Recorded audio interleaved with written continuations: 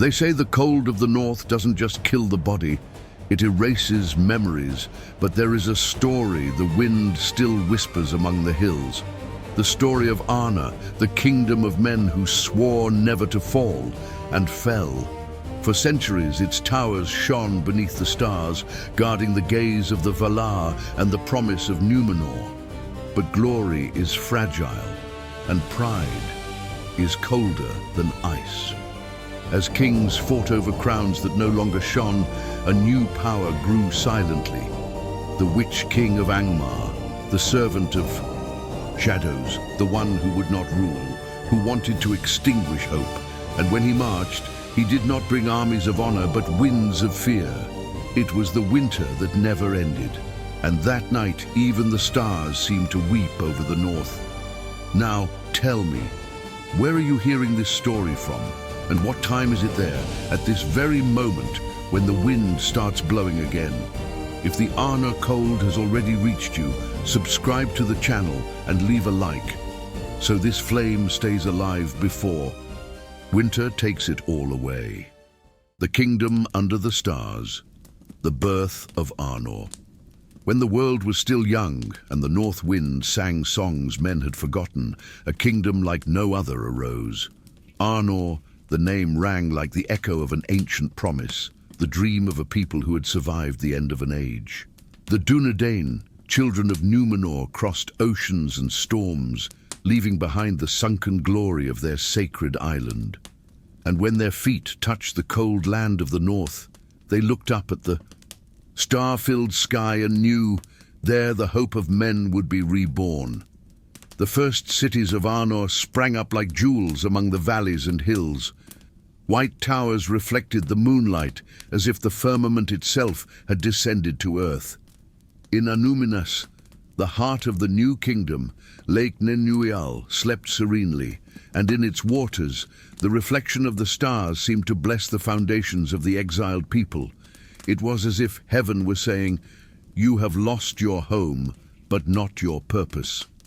And that purpose was clear: to preserve the light of the West, to keep alive the memory of Númenor, and never again to allow darkness to rule the hearts of men.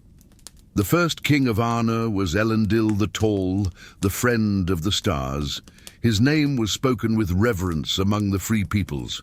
They said his presence brought calm, and his voice had the weight of the sea and the sweetness of the wind. He did not build the kingdom to rule, he built it to heal. Every stone placed in Annúminas was a vow of faith.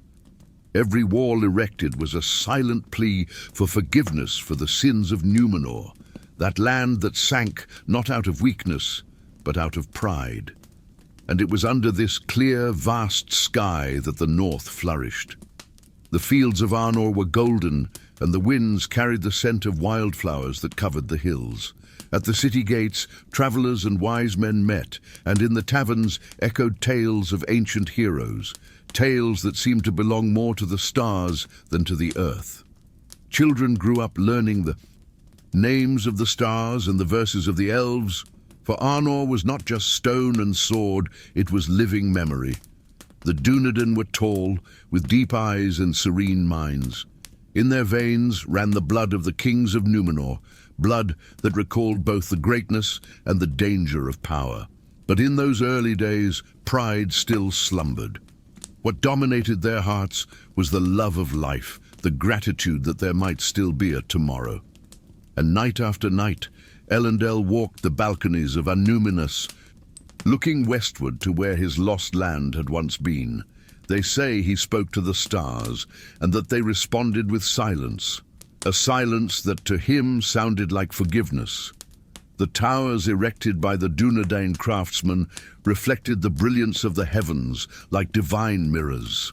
The city's lights seemed to rival the constellations, and travelers from the south said that from afar, Annúminas shone like a piece of Valinor, forgotten in the mortal world.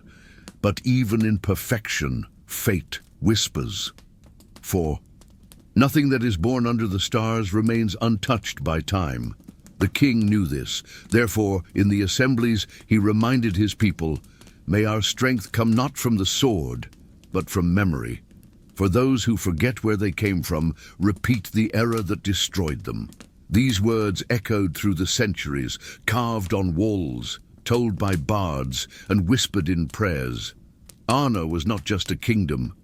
It was a reminder that even ruins can flourish, and that light, when guided by humility, can pierce any shadow. But shadows never sleep for long.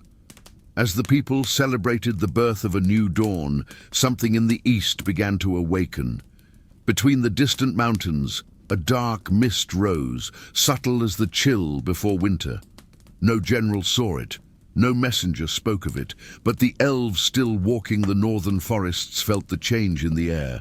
The winds that once sang songs of hope now blew notes of warning. And in Elendel's heart, even surrounded by glory, something was uneasy. The king of the stars sensed what the world did not yet know, that all light attracts the gaze of darkness, and that the most beautiful kingdoms are always the first that the shadows want to erase. As the towers of Arnor reflected the brightness of the sky, a cold gaze was already watching from afar, waiting for the right moment to move. The north slept peacefully, unaware that its greatest enemy had not yet drawn a sword, but was already walking like a whisper among the winter winds. If this story made you imagine Arnor shining beneath the stars, tell me in the comments, where in the world are you watching from? And what time is it there while the north still sleeps under the ancient sky? The blood of kings, the legacy of Elendil. They say some names carry the weight of heaven. Elendil, the friend of the stars, was one of these. When Numenor sank beneath the waters, not out of weakness, but out of pride, he brought with him not just survivors. He brought with him a memory, one oath and one direction. On the decks of his ships, the salt of the sea mingled with the tears of those who had lost everything. Yet Elendil's gaze remained steadfastly directed toward the invisible west, as if searching the stars for permission to begin anew. Beside him were two beacons of lineage and destiny, Silence and Anarion. The ships of the faithful touched two coasts, like two open hands to receive the future. In north, Elendil raised Arnor, serene, ancient, broad-breathed, like the plains beneath Icy. In constellations, in Theon his sons planted the banners of Gondor. Oscillation like a heart in the bed of Anduin, Anor mines, the future Minas Tirith, to guard the west. Minas Ithilto watch over the rising sun. Two sister kingdoms, one light, and between them, invisible bonds kept the kings talking. The Palantir, stones to see and watch, like discreet windows open in time and distance. Elendil ruled as one who holds a flame on a windy night, with humility, discipline, and patience. His purpose was not to build walls to hide, but to build memory so as not to get lost. He spoke little of glory and much of responsibility. He taught his children that greatness lies not in building tall cities, but in keep the voice of pride low. It was a lesson repeated like a prayer, and yet the world is a teacher who tests the student at the very point where he thinks he is strongest. Silence, fiery, walked with long strides. He had eyes that recognized beauty and fists that clenched quickly when that beauty was threatened. It was he who, back in Numenor, dared to save the white tree seedling, risk and reverence in the same gesture. It was he who did not accept the idea that, in the face of evil, man could only retreat. Anarion, in turn, was the balance. He balanced his sword with his reason, his brother's impetus with the calculation of a statesman. At Isildur's side, he consolidated walls, laws, bridges. He built where the other defended, he thought where the other advanced. Two brothers of different rhythms, a single cadence. At Elendil's council, there was talk of roads and schools, guardians of borders and guardians of memory. Arnor should keep the spirit of the faithful as serene as a lake in the moonlight. Gondor, to affirm the presence of men where the shadows of the east lengthened their nails. And for a time it was thus. Caravans crossed the heart of the lands. Messengers exchanged news between the great halls of Annúminas and the courtyards of Osgiliath, and the nights were broken only by zinging of the watchman calling the hours. In stone and custom, the heritage of kings took root. But every inheritance brings a burden. Carrying the light of the West required more than strength. It required vigilance over one's own heart, human pride, subtle, polished, often clothed in virtue, whispered among cups and rugs. We are the heirs of the greatest. Nothing shall bring us down. Elendil knew this whisper. It was the wind that swelled the sails of Númenor toward the abyss. So he repeated to his children, the power that guard also causes, the memory that save sometimes blind. Evil does not fear walls, it fears men, whore member and learn. Isildur listened and nodded. However, within him burned a fire so pure that came close to the edges. History would prove it later, but the grain of that proof had already been sown. Anarion, attentive, tried to temper his brother's flames with advice and projects, consolidating roots with Rohan, observing movements to the east, not to trust in. The silence of the enemy. Between the two of them, a delicate balance, the steel that shines and the hand that measures. From time to time, Elendil climbed the high balconies of Annúminas. He gazed at the constellations and closed his eyes as if listening. There, alone like every king on the last layer of his decisions, he wondered if building kingdoms would be enough to prevent the darkness from growing again in the gaps of the soul. Did you know that Sauronit was not just an army? It was a deer. That power without limits is a short path. That destiny without humility is a certain downfall. And ideas pass through walls with the ease of a whisper passing through doors. Even so, Arnor and Gondor flourished. In Arnor, elders taught children the names of the stars, and in these lessons there was more politics than poetry. Whoever knows the name of the light hesitates before blowing out the candle. In Gondor, stonemasons built arches that seemed to contain music. And there was music, yes, in the stone. The music of a people who had decided to begin again. In the ports, sailors told stories of a king who walked among the people without a crown to remind them that he did not rule on men, but because from them. Then came the first rumor.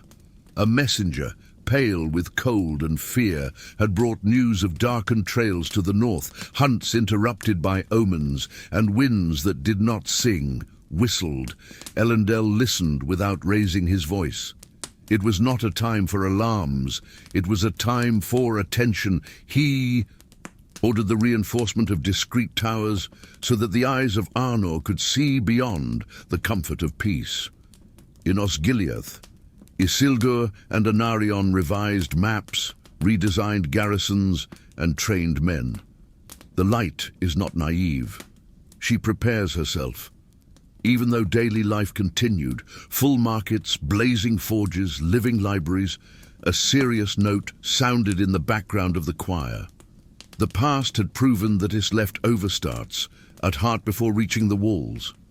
Therefore, Elendil took care of both fronts, the one that wields spears and the one that educates the conscience. And in this care lies the difference between glory and ruin. Elendil's legacy, therefore, is not only the foundation of two kingdoms, is the healthy shadow of doubt about himself, the conviction that man must watch not only the enemy, but the mirror. Because the same lineage that lights lighthouses is capable of setting ships ablaze.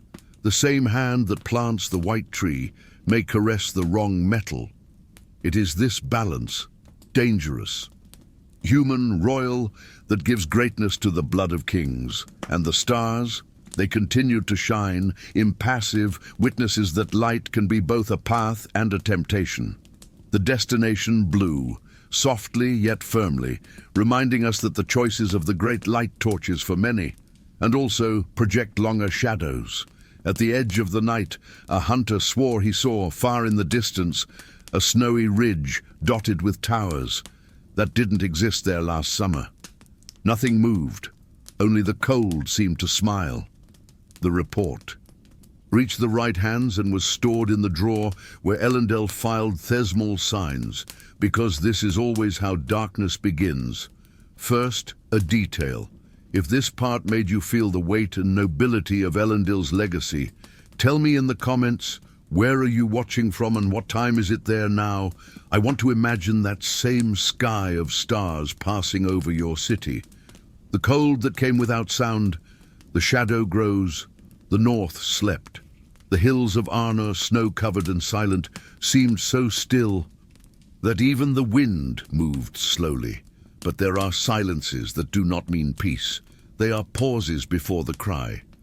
And in that ancient land, where the Dúnedain cultivated hope and memory, a different cold began to creep in. It was not the common cold of long winters. It was something deeper, more ancient. A cold that came from inside and not from the air. It all began subtly. The fires burned faster, the fire seemed less hot, and even the shepherd's dogs barked into nothingness. The stars, once so bright above the towers of Annúminas, began to seem distant, as if an invisible mist had risen between heaven and earth. The elders said the north was holding its breath, and maybe they were right. For when the world holds its breath, something is about to wake up. In the frozen lands beyond the misty mountains, where not even echo dares return, something ancient stirred, a force born not of sword, but of will, a power that needed no voice to be heard. It came not with armies, nor with the sound of drums. It came like a wind that silences the heart. The birds began to avoid the north. The trees bent as if listening to a silent command, and the shadows between the rocks, those small patches of darkness that everyone ignores, began to lengthen. The people of Arnor didn't understand. The harvests were good, the cities were strong, the kings ruled wisely. But nature seemed restless. The ice crept across the rivers earlier than usual, and hunters said their prey fled before the arrow was even loosed. The elders whispered that the winds carried voices, voices without mouths, only intention. And then came the rumors. Stories were whispered in taverns and camps about a shadow that walked among the ancient ruins of the far north, ruins no one dared visit. Some claimed to have seen cold lights, others said it was just the reflection of the stars on the ice. But there was something different about that glow. A glow that didn't warm, that didn't invite, that just watched. It was at this time that his name began to be whispered, the Witch-King of Angmar. The Witch-King, no one knew who he was or where he came from. Some believed him to be a spirit trapped between life and death. Others, a man who traded his heart for power. Only one thing was certain. Wherever his name was spoken, fire flickered and the cold grew. Meanwhile, the kings of Arnor struggled to understand what was happening. In Annúminas, counselors gathered through long nights, studying signs in the stars and omens in the waters. In Fornost, generals reinforced borders and sent out scouts, and in the most distant villages, mothers taught their children not to look north when the wind changed. But fear is a seed that grows in the dark, and the north wind seemed to know exactly where to plant it. The elves of Lindon, older and wiser, were the first to feel the true weight of it. They reported a faceless presence, a will that crept across the land like mist, seeking cracks in the souls of men. Círdan, the builder of havens, sent messages to Elendil warning, "There is a cold that not even fire can overcome." Elendil heard and knew the time of peace was ending. Far away, among frozen mountains and forgotten valleys, a fortress began to take shape. It wasn't built, it was invoked. Black stones rose like teeth from the earth, and his name echoed for the first time, Carn Dûm. The flames that burned there gave off no heat, only a bluish light, pale as the gaze of a dead man. There, between ice-covered walls and ancient runes, the Witch-King I was waiting. His voice, they say, could break the spirit of an army even before battle. And his gaze, if he still had eyes, transformed courage into silence.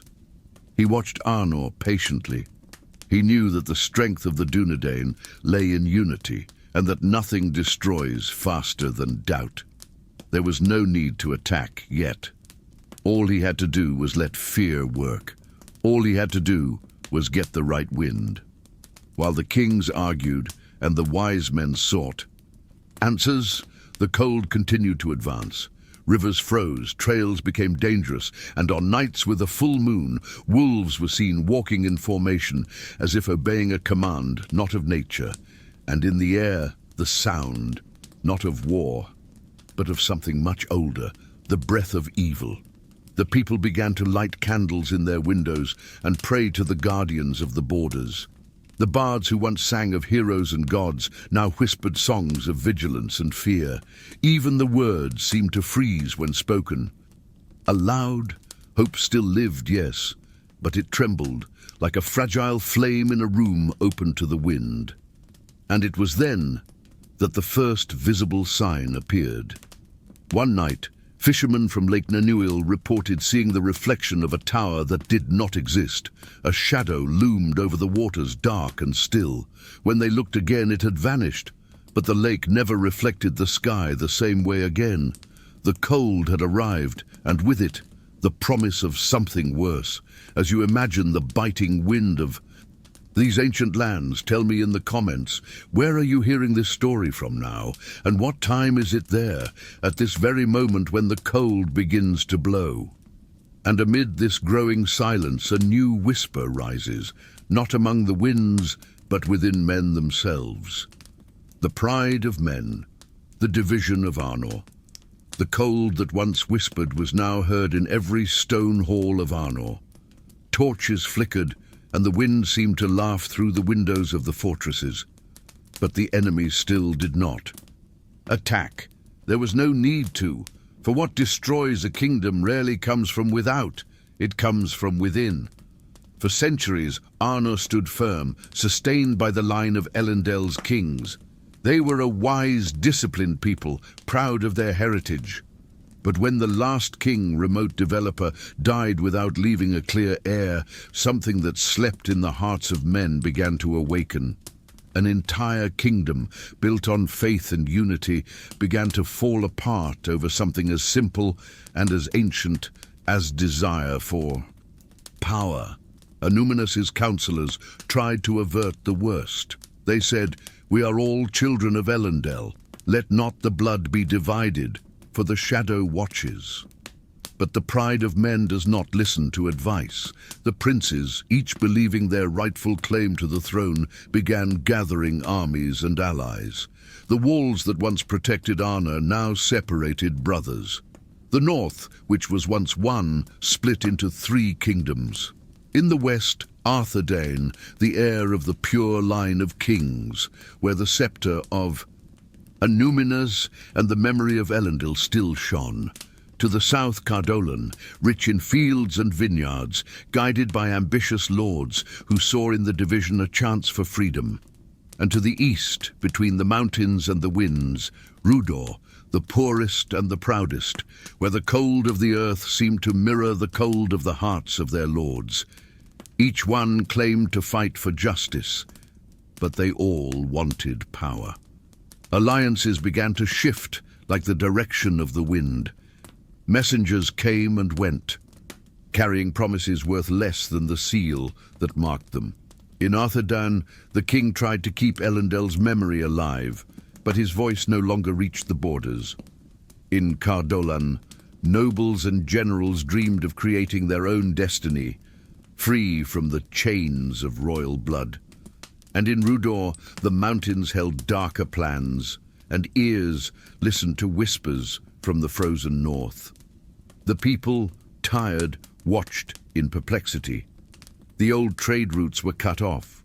The bridges between kingdoms once open to travelers, were now patrolled by soldiers flying different flags. Where once only one language was heard, now 3 accents, 3 laws, 3 versions of the truth echoed. The division did not happen overnight. She was, like a crack in the ice, grows slowly, silently, until the weight of the ice itself makes everything collapse. And so the name of Arnor, the kingdom of stars, began to fade from the songs. The children could no longer tell whether they belonged to Arthedain, Cardolan, or Rudor. And when the name Arnor was mentioned, it sounded like an ancient legend, something that existed, but no one knew exactly where it ended. About that, Carn Dûm, the distant fortress, he observed. Its icy halls seemed to breathe with the discord of men. The Witch-King of Angmar, patient as time, understood what few knew. He didn't need to wield the sword yet. It was enough for men to continue fighting among themselves. The cold would do the rest. Rudar was the first to weaken. Their lords, resentful of Cardolan's wealth and Arthedain's prestige, began to embrace dangerous alliances. Rumors had it that hooded figures walked the halls of their castles, offering advice in exchange for loyalty. Others swore they saw red eyes glowing in the forests, watching human cities with predatory patience. But nobody wanted to believe it. Denying is more comfortable than fearing. In Cardolan, pride flourished. Prosperity had turned their leaders into men of gold. And gold, when it warms the heart, too much melts the reason. They said that Arthedain was trapped in the past and that Rudar was weak. But they forgot that even the mountain winds can change. And when winter comes, there is no wall that will last. In Fornost, capital of Arthedain, the king looked at the map and saw not 3 kingdoms, but 3 open wounds, and in each one the blood of the same people. He tried with words and diplomacy to rebuild what was left of the old union, but it was too late. The faith that unites is fragile when the ego wants to win. Gradually, the Dúnedain stopped seeing each other as brothers and began to see each other as rivals. Elendel's heritage, that light that once defied the darkness, was now a matter of contention. Each kingdom claimed to represent the true spirit of Númenor. But like every divided flame, the fire began to die out. And it was at that moment, when the vanity of men spoke louder than the voice of reason, that the northern air seemed change flavor. The wind grew, heavier, and even the crows began to fly in larger flocks.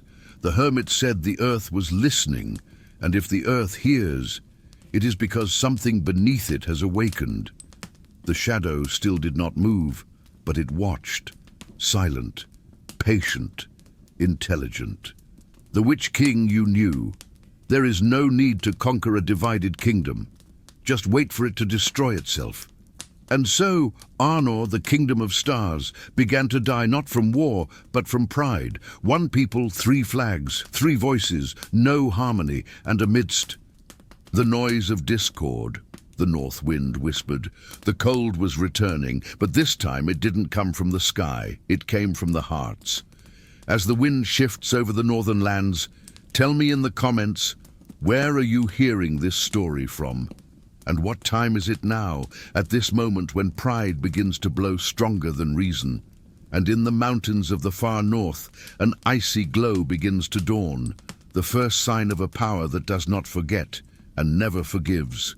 The frozen throne, the birth of Angmar. There are lands so distant and cold that not even the echo dares return, regions where the wind does not blow, Uiva, where the ice does not cover the ground, but devours life. And it was there in the far north that something began to move, slowly, like a beast awakening from a 1,000-year slumber. While the men of the south discussed crowns and borders, evil erected its throne in silence. The forgotten north was a desert of stone and snow.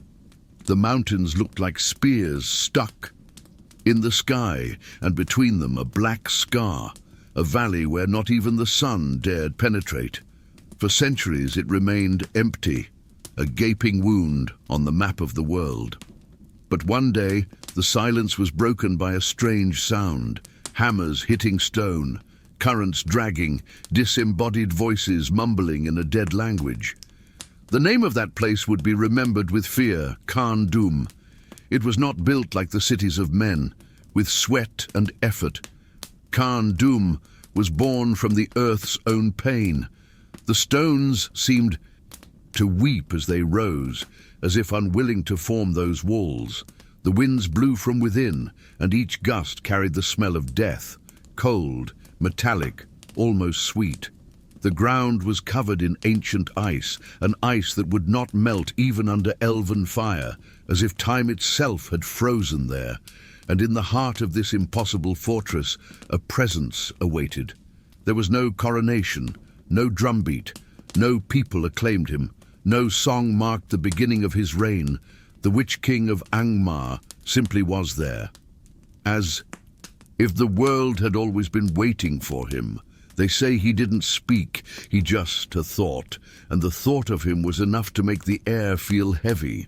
Others say that on moonless nights he talked to the shadows and taught them how to walk. No one could see her face, only a dark veil where sometimes two sparks of green fire lit up, like eyes that never blink. Was he once a man, or something more? No one knew for sure. But there was a rumor among the elven sages. The Witch-King sought not only power, he sought to annihilate the memory of hope. His purpose was simple, cruel and absolute. Destroy Arnor, stone by stone, name by name, until nothing remained of the line of kings. And for this, he began to gather his army. It wasn't difficult. There are always creatures waiting for a command. From the shadowy valleys emerged orcs, twisted by cold and hunger, with pale eyes and teeth like broken ice. From the deepest caves came trolls, covered in crusts of ice, their skin creaking as they moved. Lost men, who had disowned their kings and wandered like hungry shadows, began to follow the new lord. Some called him Salvador, others of Condemner, but everyone feared him. Carn Dûm grew like a tumor on the earth. Its walls were high and sharp, made of black stone mixed with iron and blood. In the towers, green flames burned day and night, flames that did not warm, only lit the darkness as a reminder that light can also be cruel. The bells that echoed from there didn't announce hours, but deaths. Each chime was the echo of a soul that the north had swallowed. Little by little the winds changed. Travelers who ventured into those parts said they felt something strange. The cold no longer came from outside, but from within. A cold that made the heart beat slower. A cold that whispered old names, broken promises, forgotten vows. Time didn't flow there. Hedistorsia. As the kingdoms of Arnor remained divided, the Witch-King watched patiently. He saw in men everything he needed to overcome. Them, vanity, resentment, greed and fear.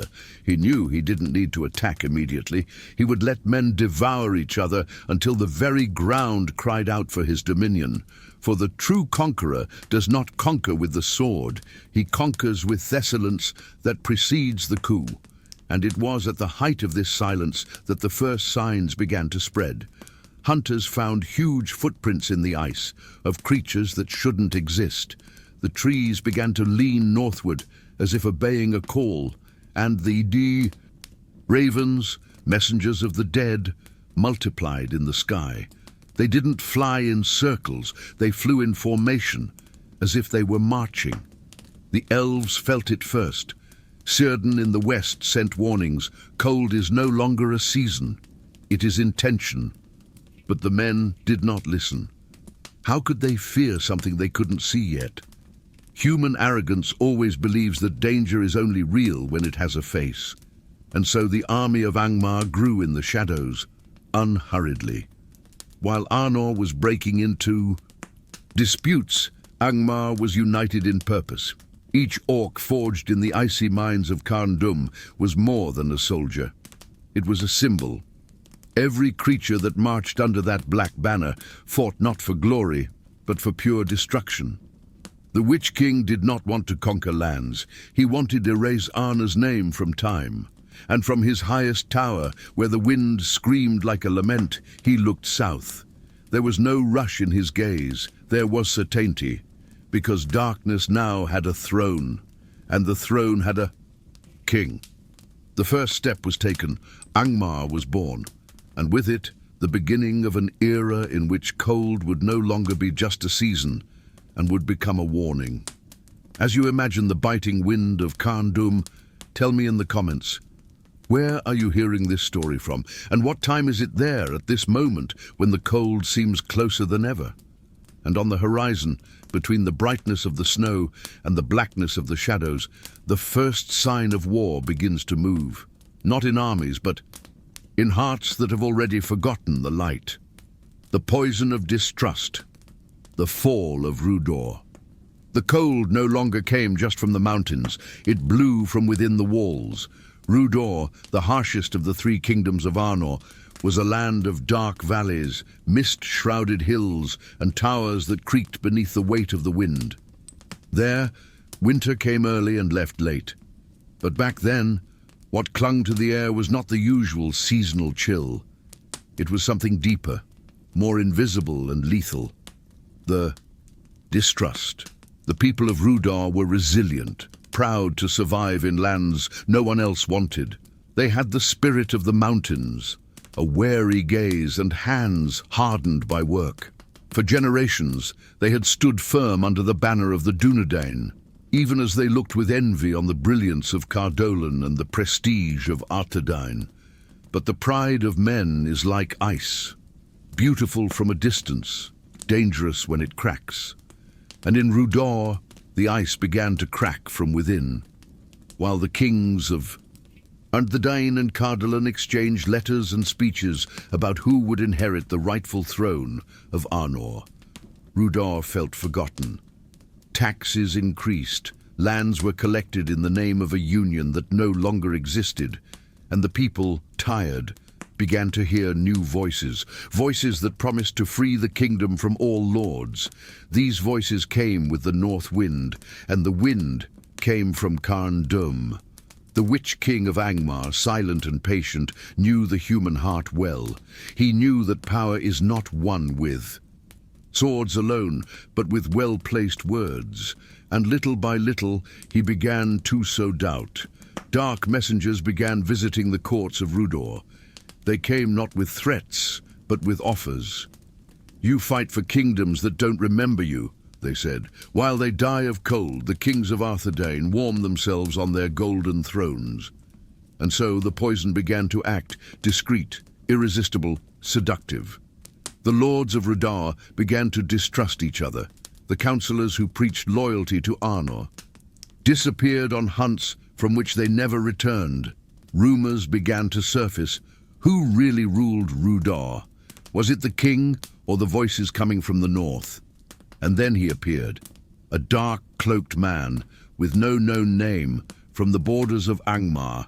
He claimed to be just an emissary, an observer, but his words seemed open old wounds and at the same time offer medicine. He spoke of freedom, of glory, of a new beginning for Rudor. And before long, the nobles began to follow him as if he were a prophet. This emissary was the instrument of the Witch-King, an echo of the voice that ruled fear. Under his influence, the king of Rudor, weak and tired, was surrounded by advisors who manipulated him like a puppet. The royal coffers were opened for strategic alliances, and strange warriors began to be seen at the city gates, tall, hollow-eyed, grey-skinned men. They said they were mercenaries from the north, but none of them ate, slept, or smiled. The once living cities of Rudor fell. Silent, the roads connecting the kingdom to its neighbors were blocked for security, and in the taverns people began to whisper in fear, for even the walls seemed to hear. Before long, Arnor's name became banned, and when someone said it, the wind blew harder as if it wanted to erase the memory. That's how Rudor fell. Not by the sword, but by lies. The betrayal did not come in one night of war, but in years of manipulation.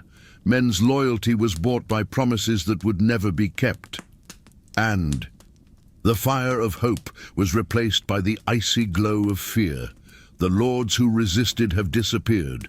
Some fled to Arthedain, others simply disappeared into the forests, pursued by shadow hunters. Those who remained knelt before the new power, the power of Angmar. And with a profane oath, Rudor ceased to be a kingdom and became a tool. From that day forward, their flags did not wave in the wind, hung properties, heavy as if the air itself had given up blowing. The castles were filled with stony silence, and on the highest towers, crows began to nest. Every wingbeat was an omen. The north was changing. The men of Rudor, once proud warriors, have become servants of fear. They fought without soul, killed without remorse, and obeyed without thinking. The blood of the Dúnedain mingled with that of the shadows, and no one knew where man ended and monster began. From afar, the Sorcerer King watched, satisfied. His plan needed no rush. A kingdom had already fallen. 2 still remained, and each of them carried within them the same poison that was now killing Rudor: distrust. The news reached Arthedain and Cardolan late. By the time its kings realized what had happened, Rudor was no more. At least, not as it had been before.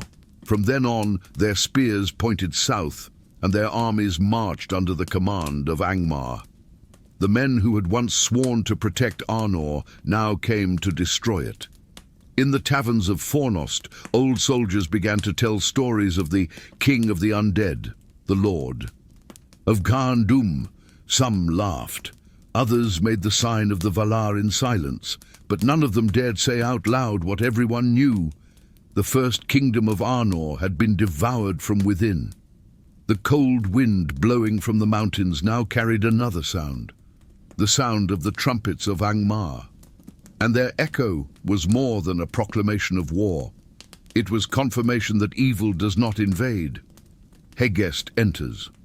As the Rudar wind blows southward, tell me in the comments, where in the world are you?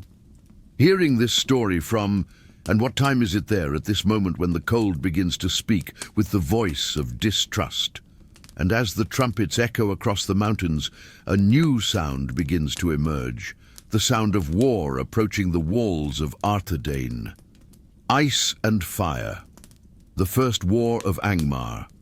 Winter came early to the hills of Arthedain. It wasn't just snow on the hilltops or frost on the pasture fences. It was a bitter cold, intention, a breath that extinguished candles inside houses and transformed courage into silence. Scouts brought strange tales, bonfires seen to the north that gave off no heat, drums that beat without human rhythm, shadows that moved together as if obeying a single thought. The name behind it already had an owner, Angmar, and from his fortress at Carn-dûm, the Witch-King had decided that the time for patience was over. The first forays seemed like mere tests. Columns of orcs appeared at dawn, tried to breach palisades, and retreated, leaving a trail of corpses and laughter. But each retreat brought back something learned: the distance between towers, the response time of guards, the design of sentries. Within a few weeks, the slopes of the Weather Hills became a board, and Angmar moved its pieces with the coolness of one who knows the end of the game.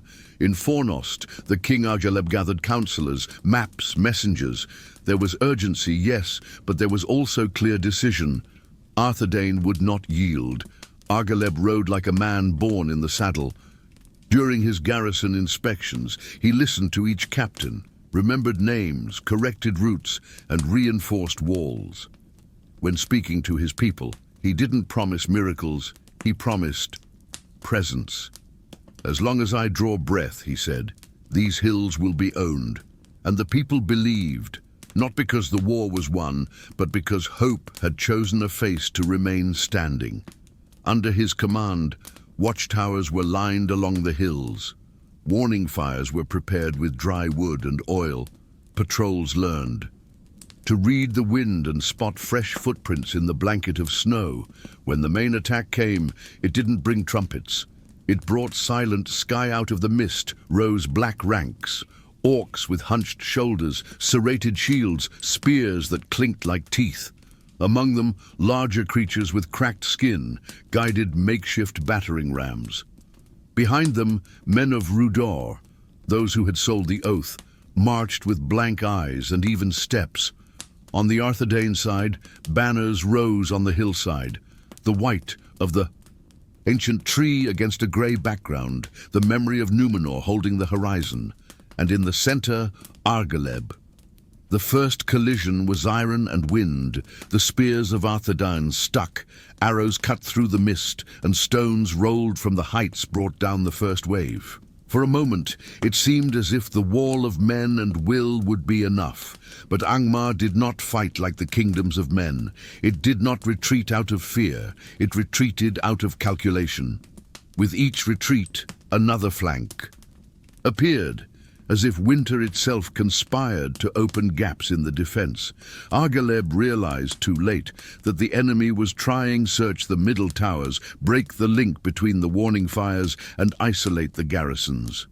Then the king came down the hill. He did not send a messenger. He did not wait for reinforcements. He was his cape flapped in the wind like a banner, and the warriors, seeing him, reorganized their line. "With me!" The word ran downhill as if on legs. Where the enemy wing was advancing, Argaleb entered with a handful of men and transformed the strait into a ravine. Short sword, high shield, body turn, sharp order, advance of 3 steps, retreat of 1. The rhythm of the defense became music, and for a few moments the snow seemed to sparkle not with ice, but with fire. But fire consumes, and the Witch-King knows how to wait. As the trolls advanced, the ground shook. Wooden spears snapped like twigs, iron ones bent. Argaleb called for archers, ordered them to aim for eyes and joints, called for boiling oil, and commanded larger stones. It worked for a short time. One impact shattered the left line, another the right.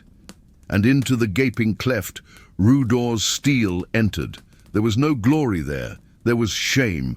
Brothers against brothers, the same language on their lips and different blood on their hands. Argaleb faced them without hatred. "Go back," he tried to tell some. They responded with blades. The afternoon gave way to grey. The warning fires, despite the snow, rose into the sky in thick columns, calling for help from afar. They say Círdan on the coast saw the trail of the request in the distance. They say that Incardalanthi towers lit up in response. They say the night itself, seeing that, grew less dark. But answers from afar do not reach the front at the same time as despair. The battle ring closed, and Argaleb with his men had to choose. Give ground and save men, or advance and save the line. Chose the line. At the center of the tumult, a shadow. Larger than a man pierced the mist. It wasn't a troll, it wasn't an orc, it was an absence. The sounds there seemed smaller, as if the war itself had lost its voice. Argaleb felt first the cold, then the pressure, then the invisible weight that bends the spine. He knew, without needing to see a face, Angmar's command was, present. He shouted orders, pushed men back, and took a step forward. All around him, courage flared once more. Swords raised, shields closed, the circle tightened. The blow did not come from the blade. It came from empty, a metalless impact swept over the king, and for an instant the world went white. When the sound returned, Argaleb was on his knees. He rose. A gash ran across his helmet, another across his forearm, and the blood was a warm streak on an icy afternoon. He advanced again, not to kill, but to make space. It opened. Men retreated in order. Flags were preserved. The center column was able to regroup. The line did not fall. The king did. He fell facing the hills he had sworn to guard. Some say he smiled. Others that he murmured an ancient name, others simply that did not let go of the sword. Whatever the truth, the knight held the gesture like someone holding a star in a closed fist. Around them, the Dúnedain did not weep. They closed the circle, held the position, resisted until the last light. When the moon finally rose, Angmar retreated a little, not out of fear, but because it understood distances and reserves. However, it was clear to everyone, the war had started. The next day, the hills were littered with marks, wide footprints battering ram tracks, patches of coal frozen in the ice. The wounded were collected, the dead honored, and Argeleb's name was spoken in hushed tones, as if each syllable contained a piece of the invisible wall that still held Arthedain together. The shadow winter had not retreated. It had merely bared its teeth. But that night, it was proven that light also bites. The messages went in all directions. Lindon was called, Cardolan urged. Fieldmen offered suns and horseshoes, blacksmiths worked without sleep, mothers embroidered banners to plug spear holes, and among those awakened by the roar of the fires were elfin eyes that looked east and said without music, "It is time." For the courage of the Dúnedain lit the night, and the night responded with more cold. If this battle made you feel the clash of ice and fire in the northern hills, tell us in the comments where you're watching from and what time. It is there now. I want to imagine those watchfires streaking across the sky over your city. In the distance, light footsteps soundlessly cross the snow. Star-spangled banners approach, and with them, an ancient promise of alliance. The return of hope. The alliance with the elves. For many nights, the hills of Arthedain lay silent. Cold blanketed the fields, and the survivors' fires flickered as if weary of resistance. King Argeleb's blood still stained the snow, and his name was whispered. Softly, as if even the wind had learned to respect him. But despite the pain and grief, hope was not dead, just wounded. In the ports of Lindon, in the far west, where the sea meets the ancient forests and the waves still whisper in elvish Círdan the shipwright, he watched the horizon. He was one of the oldest of all elves, a being who had seen the light of the two trees and witnessed the fall of kingdoms men barely remembered in their legends. But now, as he looked east, he felt something different, a calling. It was no ordinary cry for help. It was the cry of a people trying to stay on their feet. And the elves, even after centuries of separation, still remembered the oath they swore to the children of men. Fight against the shadows whenever the light was threatened. Círdan gathered his council in Mithlond. The words echoed softly but firmly. The cold of Angmar is not of the earth, it is of the soul. If Arthedain falls, so will the north, and the north is the shield of us all. Elves and men had walked apart for a long time. Since the days of Elendil, the human kingdoms had prided themselves on their own strength, and the elves, weary of ancient wars, preferred isolation. But the pain of the north shattered that pride. For the first time in centuries, the harbours of Lindon were filled with light, not of departure, but of return. Ships were prepared not to cross the sea, but to carry reinforcements and supplies along the coast of Forlinden. From the forests of Forlond came clear-eyed archers, able to hit their target even in snow and fog, and from the elven forges came blades that glowed a deep blue, not like fire, but like remembrance of Valinor, the light that never goes out. Meanwhile, in Arthedain, the survivors of Argeleb tried to reorganize their defenses. The generals were exhausted, the soldiers wounded, and many had already lost faith. But when the first elves arrived, no one believed what they saw. The sentries reported lights moving among the hills at night, silent ranks, robes that gleamed in the moonlight. They weren't ghosts, they were allies. The next dawn, the Fornost countryside, once shrouded in smoke and snow, was filled with impossible colors. The silver of the elves mingled with the grey of the Dúnedain, and for a moment it seemed as if the ancient world had breathed again. Círdan, serene, spoke before the men. The shadow is strong, but never eternal. As long as there is a heart that refuses to forget the light, it will return. These words spread like hot coals among the troops. Men who had lost everything rose again. Blacksmiths returned to the forges. Women sewed new banners, and the sound of hammering mingled with the elven songs that came from the west. For the first time since the fall of the king, hope had form, sound, and face. The united forces marched north.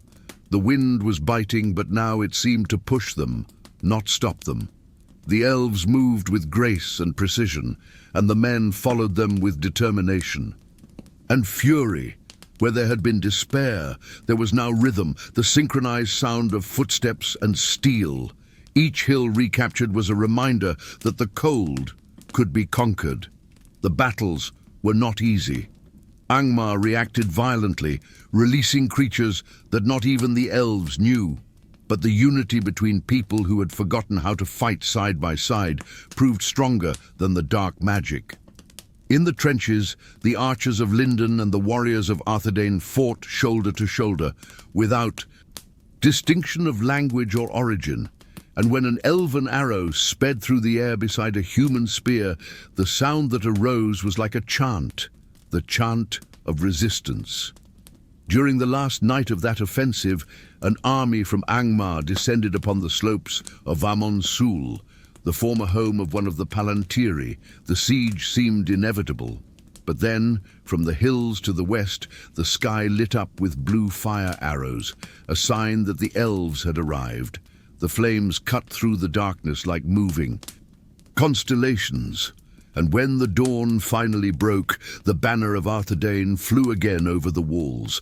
The Shadow Winter retreated for a time, not because he had been defeated, but because he understood that even divided, the children of Eru still knew how to unite when their hearts called them. And on the now freed plains, men and elves pitched tents together. Círdan watched the horizon and said that the war was still far from over, but that the flame had been rekindled. And that flame would not be extinguished so easily. For weeks the snow melted a little earlier, the rivers began to flow again, and even the birds returned to the forests. It was as if the world breathed a sigh of relief, even if only for a brief moment. But deep down, everyone knew. Evil doesn't give up, it just waits for the next moment of weakness. And in the frozen ruins of Carn Dum, far away, the Witch-King opened his eyes again. The victory of men and elves had rekindled something, not just the light, but the hatred. As the light shines again on these hills of courage, tell me in the comments, where are you following this story from? And what time is it there in your corner of the world when this flame of hope is lit? And as the western winds bring songs of peace, a new sound echoes in the distance, the whisper of an enemy that never forgets. The siege of Amon Sul. The night, the north wept. Amon Sul was always more than stone. He was memory stacked in floors, surveillance carved into each step, promise lit in. Each torch. Those who climbed its crown of rock felt the whole world breathe. Plains, valleys, trails, and rivers all around, like lines on a map that only the Guardians could read. In the heart of the tower, protected by oaths and trained hands, rested the Palantir, the awakened eye of the north, the window that bridged distance in favor of hope. It was there, exactly there, that the Witch-King wanted to wound. Not a wall, not a king, a heart. The chosen night did not bring thunder. It brought omens. The wind turned like a blade. The dogs stopped barking at once, and the fire in the watch bowls lowered a finger, as if warned to speak more quietly. The sentries looked east, nothing. West, nothing. Then they looked down and saw shadows rising, not by the paths, but by the stones. This is how Angmar arrived, like winter climbing walls. The first arrows from Arthedain streaked through the darkness. Many found their way home. It didn't matter. The orc ranks surged, and behind them came empty-eyed men of Rudor. and behind them came things that had no ancient name in song, only a stench of broken magic and ice. When the battering rams pounded on the lower doors, Sul responded with his best: discipline. Boiling oil, readied stones, fanned arrows, short orders and cold blood. The tower, old and wise, still knew how to defend itself. High above, near the hall of the Palantir, Arthedain captains discussed retreat routes should the worst happen. No one wanted to speak. Is left. Over, everyone understood her. Down the hall, a priest of the old ways whispered a short prayer, not asking for victory, asking for clarity when making decisions, clarity when dying right, if necessary. The Witch-King didn't send a message. He sent colder wave of lifeless air swept through the middle floors, extinguishing torches and will, and for a moment the battle wavered like a flame in an open window. Those who saw it up close swore it wasn't a body, it was a intention with form. Where he passed, sound shrank. Where his gaze rested, courage felt weight. He did not seek a gate, he sought the point where souls first break. Still, Sul did not yield. The staircase became an iron funnel, and the Dúnedain became a single tooth. Shields clashed, swords bit, and each spear thrust seemed to say, "So far." In 2 moments the inner doors were pushed back, and in 2 moments the defenders closed the breach with bodies. Nameless heroes did the poets' work, and the poets, who will come after, need only to listen. Then came the fire that does not heat Angmar, lit it with words not of the tongue of the living. Pale flames gripped the curtains and descended like water, seeking the Palantir's chamber. Blacksmiths ran with wet blankets. Archers tried to cut down wizards in the lower courtyards. But the fire spread from within, as if ancient guilt. Common heat burns, he warns. This devoured in silence, and whoever breathed in the smoke felt, along with the soot, a taste of giving up. In the Orb's hall, a captain placed his hand on the smooth stone and called for help, south, west, wherever he could reach. The Palantir responded with broken images, the hills in black and white, the tooth-like mark of Khan Doom on the horizon, and the face of a king in shadow. Some swear it was Avleg, others it was merely the mirror of his own will. The message broke, but the time of answersis, always slower than the flame time. The decision, then, took itself, save the sight, if not the tower. Then what does it guard? 2 guardians wrapped the orb in cloaks, invoked the name of Elendel, and swore by the stars that the stone would see the dawn in another hall. A corridor was carved with iron, blood and backs. Steps were counted not with feet, but with lives. On the next landing, a group locked the door from the inside and didn't ask for keys, asked for time. Outside, the siege closed like a fist. The hillside was now a body of metal and grey skin. The screams lost their meaning and became a single string. The last archers of Amon looked to the sky, not to get anything right, but Toto remember themselves what they stood for. And for an instant no chronicler measured, the sky responded, a distant flash, as if the west had lit a candle. Would Círdan see? Would Fornost understand? Could Cardolan hear? Perhaps. The outcome mattered less than the fidelity of gesture. The Witch-King entered when all that remained was standing ash. He didn't need to touch the Palantir. His room was already empty. Did he howl? Laugh? No. Those who heard him say it was worse, satisfied silence. His victory was not the stone, it was the burning tower. It was Themith crumbling. It was the message, no beacon lasts forever. Behind him the banners of Angmar rose within Sul like thorns in a clean wound. The fugitives, few, blackened, stubborn, ran down the southern slope under a hail of arrows. Some carried the orb, others merely Names to guard. One fell, another rose in its place, because the order was not to let go. A riot squad made way, and when dawn finally broke on the edge of the world, the squad disappeared into the fold of the hills, heading for Fornost. Behind them, the North Tower gave way. The stones, so proud, met the plain with the sound of mourning that the wind spread for leagues. The night cried, and the north with it. It wasn't just the fire consuming, it was what the fire meant in small villages. Old men removed their caps, women hushed their songs, children asked, "Why?" with their eyes. Frontiersmen looked at their fists and felt the weight of being alive when a beacon died. In Linden, it is said, the elves heard the crack of stone as one hears an ancient rope snap. In Cardolan, the torches in the windows trembled in unison. The heart of Arnor had been broken. From the heights of Carn Dûm, a gaze satisfied itself. The goal was not earthly, it was spirit.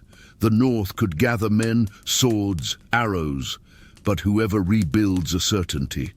Amon Sul was burning, the sign that read, "You are alone." But the enemy's most powerful lie is always this, that we are alone. When the Guardians finally reached Fornost, exhausted, the Palantir protected as if carrying a newborn, the city sighed, with relief and shame. Relief at the saved vision, shame at having arrived late. The king received the stone not with celebration, but with promised silence. Whatever could be saved, would be saved. Whatever had fallen would be remembered. And while the ashes of Weathertop still rode the winds, orders shot through the halls like arrows.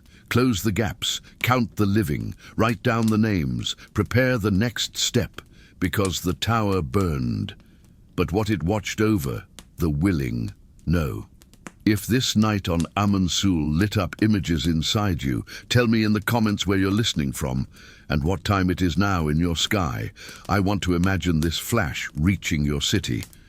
And while Fornost receives the orb as if holding an ember that cannot be extinguished, to the south the land begins to pale, and the tombs, until then quiet, hear a new call.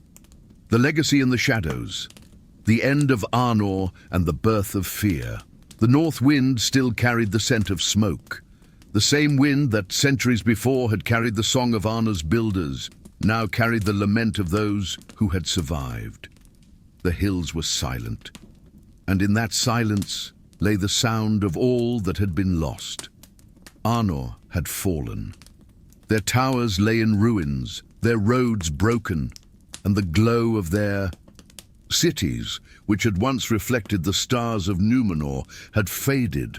What remained was ash, and in it the weight of a question. How could such a noble kingdom be broken?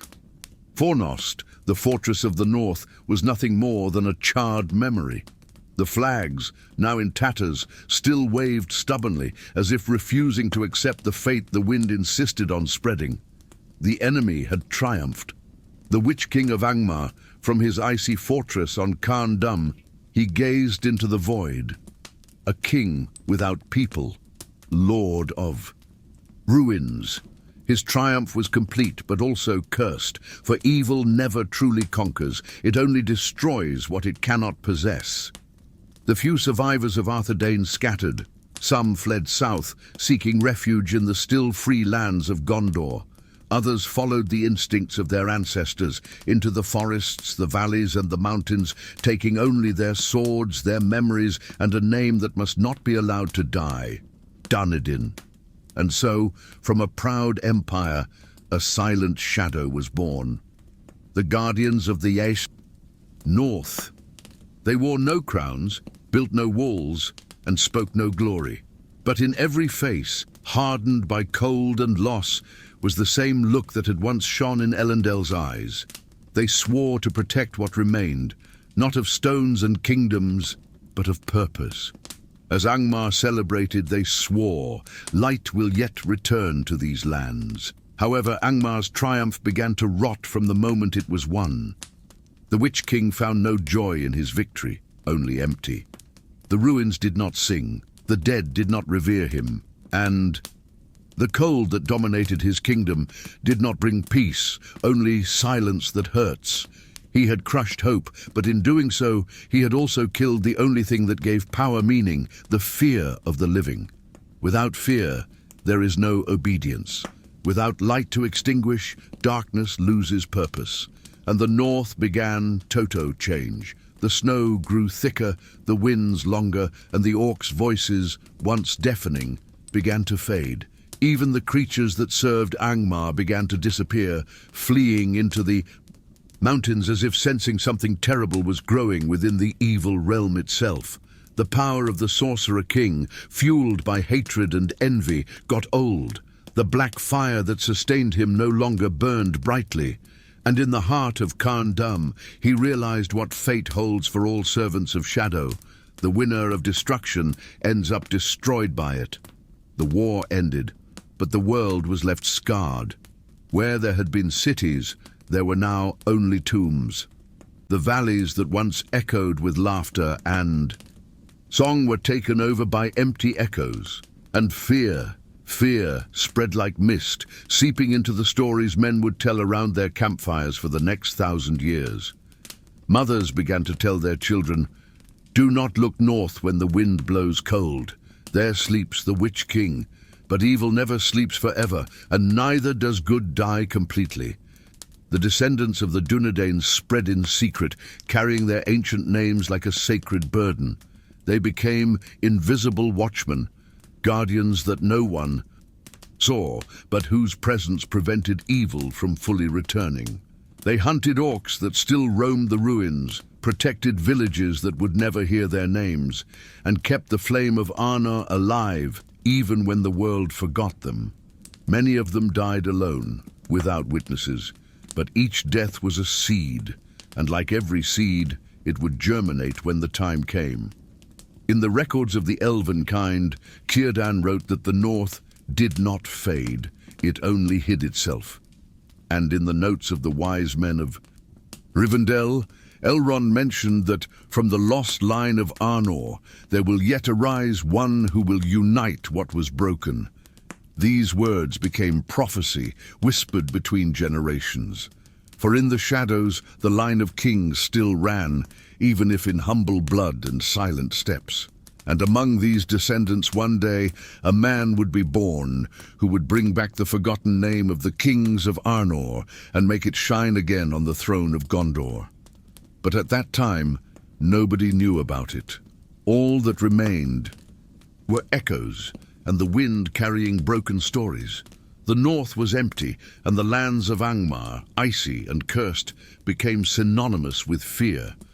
Those who ventured there returned different, or they didn't come back. The very name Khan Dum began to be avoided, and maps began to leave the place blank, as if the world wanted to forget it. But oblivion is a thin veil. Beneath it, hope waited. And time, that old craftsman, was already sharpening his tools for a new beginning. When the winds blew again, over the ruins of Amun-Sul there were no flames, only a small glow, like a fire that refuses to die. And maybe it was just the reflection of the stars. Or maybe it was the Arnor's last breath telling the world that the light, even wounded, never goes out. While the north wind still echoes this tale of fall and rebirth, tell me in the comments, where in the world are you listening from? And what time is it there when the last fires of Arnor still burn in your mind? And in the distance, on the line between the past and what is yet to come, an ancient voice murmurs, "The blood of kings is not dead. It only waits to be remembered."